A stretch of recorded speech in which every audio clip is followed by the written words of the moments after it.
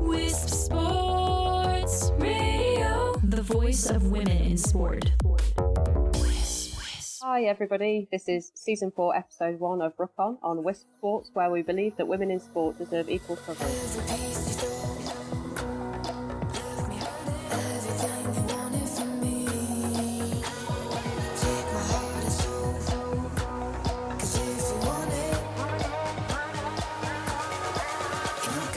Hello, my name's Cath. I'm from the Women's Rugby Show, and I'm joined today by Georgie Gulliver. Georgie, do you want to introduce yourself rather than me having to? Yeah, hi. Yeah, no problem. So I'm Georgie Gulliver, former England scrum half, and recently retired Saracens women's player. Fantastic. Thanks for joining me. I really appreciate it. No problem at all. Fab. So I think what we're kind of looking to cover today is obviously very exciting news of the fact that the Red Roses contracts are out. And they've been assigned for the new season, which is pretty cool and pretty exciting stuff. And we'll probably have a little chat about the Sevens World Series, seeing as that's kicking off as well, and a bit about Tyrrell's 15, if that's all right with you. Yeah, sounds great to me. Cool. So, where should we start? What's your thoughts on the contracts? So we've got 28 contracts that have been awarded for England for the new season. What are your thoughts? Yeah, so obviously, 28 contracts is absolutely amazing. 12 for the Sevens players as well. The kind of the point of it is to accelerate England's development process, leading into 2021 World Cup, I suppose. And to be honest, I think it's working really well at the moment. Speaking to a lot of the girls, a lot of the players. Obviously, you had Poppy Cleal on here. Yeah. Last time. She's a really good friend of mine and colleague over at Sarries. And for players like her, it's absolutely fantastic that their sole focus is on playing rugby. They don't have to worry about fitting in sessions before and after work and squeezing in extra gym sessions here and there. It's their sole focus is on playing rugby, which is absolutely amazing and gives them a real opportunity to nail down their trade, I suppose. Yeah, and I was going to say about it for her especially, it's been quite a big thing, seeing that she's kind of been injured and coming back from that as well. So what's I can imagine what's that like, sort of coming as an injured player. It must be a massive confidence boost for players like that. Yeah, I mean it's extremely tough to be an injured player in the league at all. You're faced with a lot of rehab sessions. Sometimes, to be honest, the schedule for an injured player can be a lot worse than if you're actually fit and playing every week. So for someone like Poppy, she's putting in a lot of hard graft at the moment, kind of behind the scenes, on her own, in the gym, doing the rehab, and not necessarily getting the kind of the rugby that she lives for. That Poppy Cleal runs around putting in massive hits and carrying the ball. And absolutely it's much better to be on Poppy's team than it is to play against her. I can 100% vouch for that. It's always good to have a Cleal on your team. And then for those guys, the introduction of Bryony Cleal into that EPS squad now, so it's double bubble for those two. And I'm really, really pleased for Bryony because she's worked extremely hard over the last couple of seasons at Saracens. She's been playing outstanding rugby and thoroughly deserves her contract. Obviously, really unfortunate that her first kind of innings is with injury, but I'm sure she'll come back fit and strong and put in a good shift. Maybe around Six Nations time, maybe later. We'll see. Yeah, and kind of like you said at the beginning, it's kind of the squad that are sort of looking forward into the World Cup in 2021. So what are your kind of, because obviously we've got the old faces, the likes of Katie Daly-McLean, but some new faces coming in comparison to 2017 squad as well. So what are your thoughts on kind of, because I'm guessing they'll be building up, they're starting now, starting 4 years ago, I'm sure, but they're looking for the squad that is going to go into the World Cup. What are your kind of thoughts on that? And do you think this is going to be the squad that goes forward to that tournament? Yeah, definitely. Obviously, it's the right time in the cycle to be looking at players for 2021. So there's a few players in there that have definitely stuck their hands up and been playing really well week in, week out in the Tyrrell's Prem 15s. So have been given a contract and given that support going forward, which I'm sure will take them into that tournament. It's kind of the likes of Jess Breach. I know she's been playing her Natasha Hunt, Emily Scarrett were playing sevens before, but have obviously come across to the 15 side of it and are absolutely tearing up week in, week out for their club. So yeah, why not support them and give them that contract going forwards? Yeah. And then there's kind of some maybe surprises as well. What are your thoughts on obviously Rachel Burford not making the squad this time round and not getting on track? What are your thoughts on that? Yeah, I'm really gutted for Burford. She's one of the stalwarts in that team and certainly one of the more experienced players in that back line. I think herself, she would agree that she's struggled with injury for the last couple of years, and I don't know, maybe it's a good opportunity for her to step back, focus on herself and her body and what she wants to get out of the game going forward. Rachel will be the first one to put her hand up and say she wants to be in that squad come 2021. And she's still got time. There's no reason, that squad being picked this year is not set in stone. No, by no means. And rugby is one of those as well in the Tyrrell's 15. She's having great games. So, there's no reason why, apart from, like you say, Yeah, last season, we had many a battle with Quins last season. And like I said, she's that linchpin. She's the person we want to disrupt in that back line. If we can get Rachel Burford unstuck, we can get Quins unstuck. And that was always our attitude. So for someone of Rachel's caliber, I think her non-inclusion this year is not necessarily a bad thing. I think, it'll give her some time to focus on herself and her body and get rid of those niggly injuries and bits and pieces that she's got going on. And I don't think we'll see the last of her. Is what I'll say. She's a brilliant player, and I think like you say, she's a massive asset, and just having that experience in that World Cup, I think will be amazing. So then, just in terms of, because obviously since the last World Cup, there's also been sort of the launch and growth of the Tyrrell's 15s as well. Yeah. Do you think that's kind of helped to change the mindset a little bit in terms of the players, in terms of kind of how they approach the contracts? Because obviously, there's that more professional mindset around the game now, in kind of it's more widespread. So do you think, how has that changed things? Yeah, I this is what I wanted to talk to you about, actually. I don't dislike, but I find the word professionalism a bit of a contentious subject in itself, because I feel like a lot of the players in that Tyrrell's Prem 15s, and particularly a lot of those England players, have been professional for a long time in their attitude, the way they train, what they bring to women's rugby, and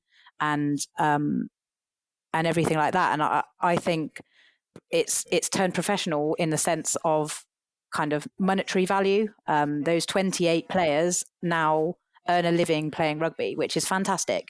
But outside of that, in the Tyrrell's Premier 15s, everyone has jobs. Most people have full-time jobs unless they're students. But the league has undoubtedly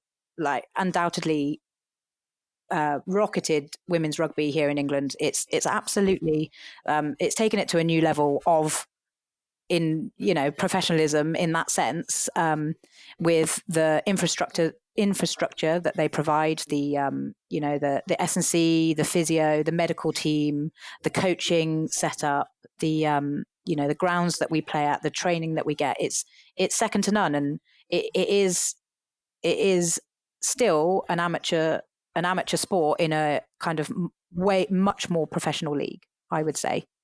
And having experienced that for the last 5 years I've been at Saracens, but 2 years in the Tyrrell's Premier 15s is I think it's the best setup we've had for women's rugby for since I've been a part of it, definitely. Yeah, so kind of having the benefits of that sort of higher level without the pressures, or kind of without all that monetization that maybe is kind of creeping into the men's game so much.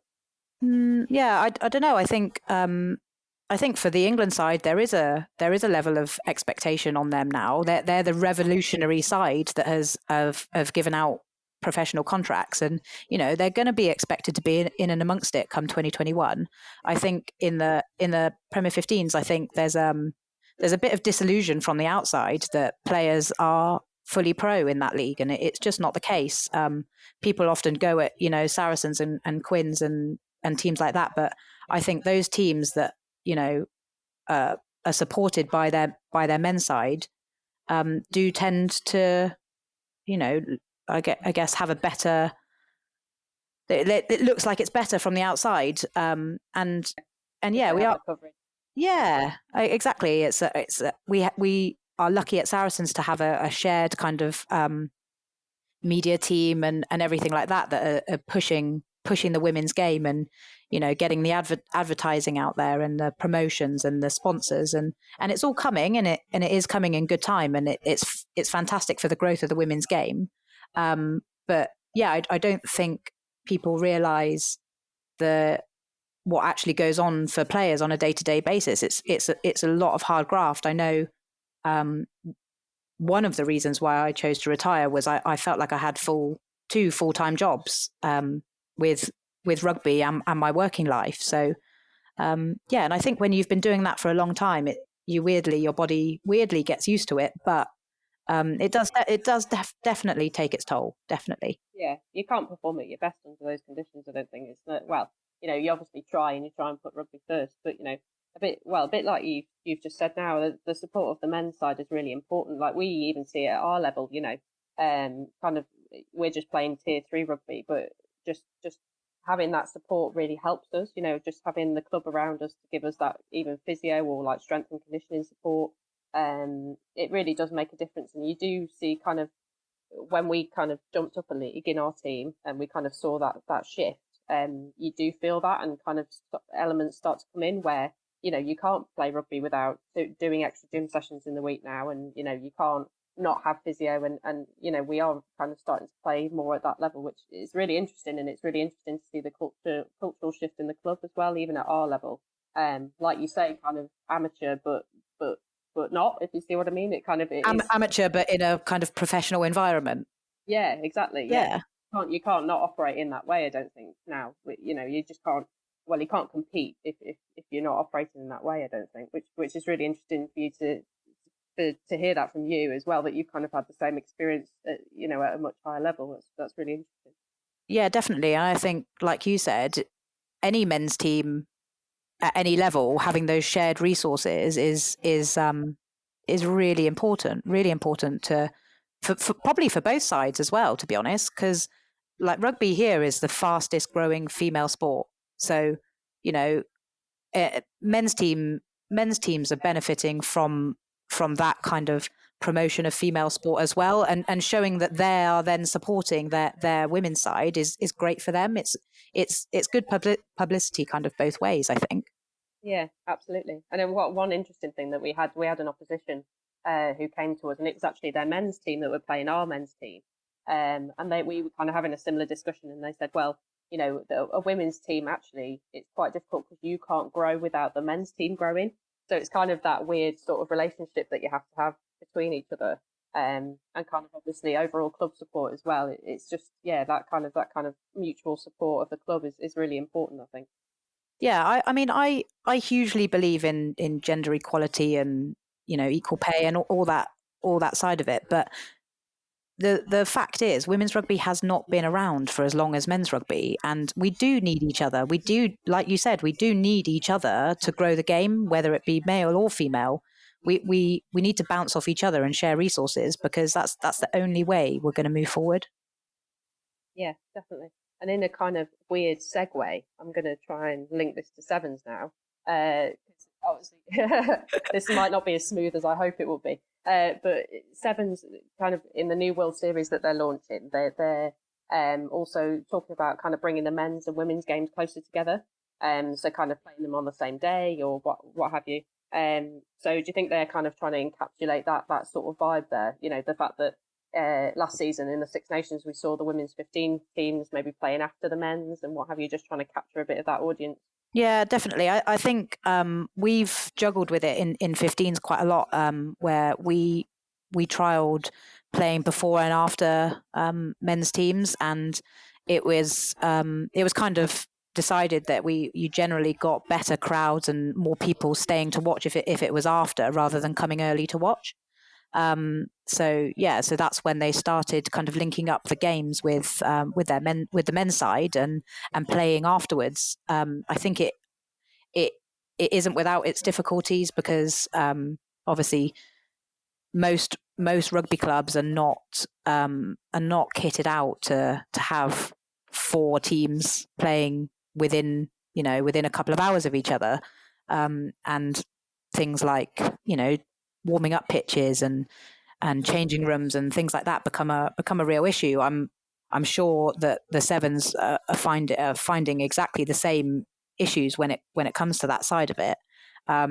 Whereas and then all of a sudden the men's side take the priority on the day, which is difficult because you want to push the game and you want those big double headers to move the game forward and get the exposure for women's rugby. But at the same time, you don't want to be crammed in the corner of a changing room, where and have nowhere to change, nowhere to shower sometimes, things like that. And those are the realities really when it comes to it. But I think it's great that the women's Sevens are looking at shared venues and things like that, because obviously they play a shortened version of the game, which might make it easier in terms of sharing the kind of the access to pitches and things. So yeah, I think it's great going forward. Yeah, and doing it on a wider world stage as well, I suppose, kind of giving exposure to those players, but also to audiences from across the world. Like it goes all over the place, USA, Hong Kong, into Asia. So kind of having the exposure for both sides of the game across the world as well. That's surely only got to be a good thing, I would imagine. Yeah, exactly. Yeah, or any exposure that they can get is positive going forward. Yeah, especially for the new squad that we've got kind of coming in as well. So obviously there's kind of Sydney Gregson. I don't know whether do you know Sydney at all? She kind of came a bit of a Sarries background. I love Sydney Gregson. How are you getting on? Yeah, so I really like Sydney Gregson. I've known her for a long time now, actually. Probably played against her, quite a lot. She used to play at Bristol. I used to play at Bristol. She joined Sarries. I've been trying to get her to Sarries for forever, it seems. And she came last season, fresh from a trip over to Australia to try and learn her trade in the seven series there, the university sevens they have there. She did really well, came back. She'll be the first one to admit she found it quite hard to transition from sevens to 15, especially in the in January when it's raining and freezing cold, and she's just got off the plane from Australia. Yeah, but she grafted away. She stuck at it, and she really quickly in that Sarri squad became one of our star players. Her and Lottie Clapp played on either wing in the final, and she was outstanding. Sydney, absolutely outstanding, and then was very quickly rewarded with a sevens contract. So I'm extremely pleased for her, and I feel like that's the way it should work. Players should be recognised for playing their club rugby, and there isn't a sevens league as such over here. So so she shone and showed her skills in the TP 15s. Same as Helena Rowland.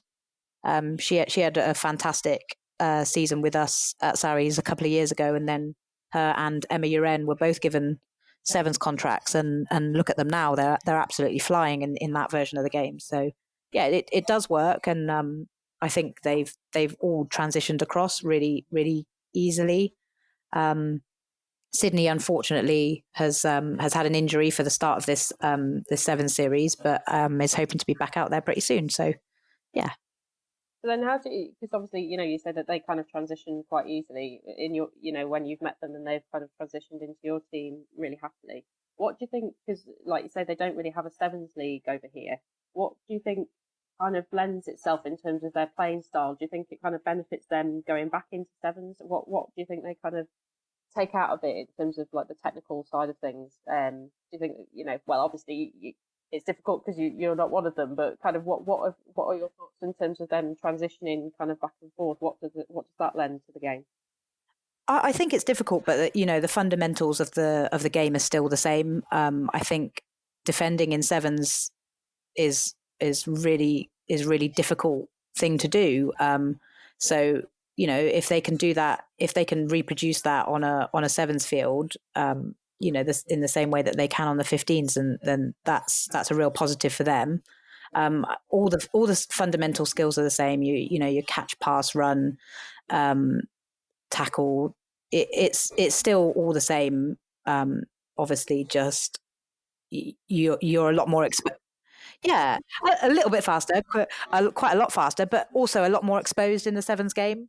A lot more exposed. It's more down to you and your one-on-one tackle or your pass you need to make, and you just don't have that the sheer number of teammates around you to help make those decisions easier. So I think hats off to them. They've done really well in the 15s game, and there'll be the attributes of their skill and speed that will obviously help them in the sevens world. But yeah, I think if they learn and nail down those skills in 15s, then there's no reason why they can't be successful in both codes. Yeah, and the fitness as well. I mean, it was, in terms of maintaining fitness, it must really help them, because obviously there's the transition now that we've got in the 7 series with the change from 6 to 8 rounds in a series. So does it help? I'm guessing it kind of helps them maintain their fitness and keep that up as well across the season, and keep their brains in it, I guess. Yeah, definitely. I think that's one of the main differences in training that the 7s and 15s see, is that that sheer level of running that the 7s girls have to cover is incredible. And you see, speaking to Sydney, you look at some of their training loads sometimes and it just looks absolutely crazy, but it's what they've got to do. They need those miles in their legs when it comes to tournaments, and some of their scheduling at the tournament can be absolutely brutal. So yeah, they 100% need that specialist 7s fitness training over anything over 15s. They need that to compete at that level. Yeah, no, crazy. I don't know how they do it as a forward. Personally, I can't imagine how they do it, but what position do you play, Cath? So I used to play in back row, but I've kind of moved over to hooker this season. It's been quite an interesting move for me. So it's quite good fun. Obviously, I'm still working on my throwing. I've got quite a few hours on that still to go yet, but yeah, no, it's good fun. I'm enjoying it. You're moving forwards rather than backwards as well, which is. I hope so. I don't know whether my coach thinks the same, but that's what I'd like to think. So yeah. No, definitely. So then we're also so I'm actually heading down to Loughborough as well this weekend to check out a bit of the Tyrrell's 15. So I was just wondering what your thoughts are on, well, obviously slightly biased in terms of who you might be supporting, but what are your thoughts in terms of kind of performance so far? Have you been catching any of the games? Yeah, I have. Obviously, I actually went to watch Saracens play Bristol in the opening round of the Prem 15s. Yeah. But I've also got a really good friend, Kim Oliver, who's the head coach down at Bristol. So she's having a really good start to the season. They picked up a win against Loughborough, which was fantastic for them. Yeah, what were your thoughts on that? Because that was quite a close game in the end. Yeah, it was. So what's Bristol or Saracens? Because Loughborough Sarries I was thinking of, because it was it yes 24, something like that in the end, or 28-24, yeah. And we actually had a really similar fixture away to Loughborough last year. Where they were actually dominating for big periods of the game. And Saracens, all of a sudden, we just decided to play a bit and came back into it. It was quite a strange one, but I think for Sarries at the start of the season, it's always going to be tough when you're missing people. You're missing people like Poppy, like Zoe Harrison. she's obviously a huge playmaker for the side, but I think they're ticking over quite nicely at the moment. They're playing some good rugby, and they'll definitely be looking to build across the season. Nobody puts their hands up and kind of puts out a big statement until after Christmas. That league's going to change quite a lot. If you look at the top 4 teams at the moment, Quins are sitting pretty at the top, which they generally do at the start of the season. We're sat second, and then there's Wasp and Bristol third and fourth. So I'm really pleased. Bristol have had a really good start to this season. They've benefited from quite a few Welsh players signing over there this season. So yeah, they've moved over the bridge and joined Kim Oliver at Bristol, which is really good. It's really good for them as a team, and just shows that the power of the Tyrrell's Prem, and how players from around want to be a part of it. They want to get involved because it's such a good standard of rugby. Yeah, and obviously, yeah, like you said, because obviously there's quite a few players that come over from Ireland as well. So do you think, because there was kind of a bit of criticism in terms of the launch of the Tyrrell's 15th year and kind of how that was done, and there was a bit of kind of, I know us girls in our team were like, oh, has it actually launched yet? Oh yeah, no, it has. It definitely has. The fixtures are out. It's there. So we were kind of discussing it and saying, well, is it the kind of big sort of wow premiership that everybody kind of hoped it would be, and it's kind of 3 years on now from when it launched. Do you think it's still, well, it's obviously still attracting those players, but what are your thoughts on kind of terms of the exposure, because we had record audiences last season. Do you think it's still got that momentum to kind of build and keep going? Yeah, I honestly, I think, yeah, like you said, season 3, I think it's gonna kick on even further. Every team in that Tyrrell side is under pressure this year. They're looking at other teams are looking to apply to become part of it, which ultimately means teams are going to have to go. They're not looking to increase the size of the Tyrrell's Prem 15s, so people at the in the bottom 4 need to watch their backs, I suppose. And at the moment, that is Darlington, Richmond, Waterloo, and Worcester, which is is no different really to the last couple of seasons. Those 4 teams have kind of been at the bottom end of that league, but there's some big new teams that already have the support of their men's side, already have that backing. Exeter Chiefs and Newcastle, who are looking to apply to become part of that franchise, and I think they'll do a similar thing where they'll bring them in for the next three years. So it's a big thing to be brought in, but it's also a really big thing to miss out as well. I used to play for Lichfield Ladies, and they missed out on the in the inaugural year of the TP15s. They were one of the teams that actually got demoted to the league below, and were replaced by Waterloo. So they really struggled with that. They they're an established side, and I thoroughly enjoyed my time playing there, and so did players like Emily Scarrett has grown up playing at that club. So for a big team like that to miss out is huge, to be honest. But it's also, I think it's great for the women's game that other teams can look at this and go, right, yeah, so we want to be a part of that. We want to be a part of that league, and it makes the league so much more competitive, I think, this year more than any year, knowing that there's going to be relegation and promotion. Yeah, no, I'm with you on that. We were chatting because we actually played Lichfield and Greens last week, and we were kind of chatting to them about that a little bit, and kind of the fact that the game is growing and that's actually having quite an effect on them in terms of kind of recruiting players, because obviously they're a brilliant club, and they were kind of one of the founding clubs for women's rugby in a sense. Kind of they were kind of one of the first about. We were kind of chatting to them and sort of the access to players and that sort of thing, and they're kind of really looking to rebuild at the minute, kind of in terms of numbers and getting that playing talent in. So it's kind of that tricky sort of situation you're in, because you obviously want the game to grow because you want more women to get into rugby.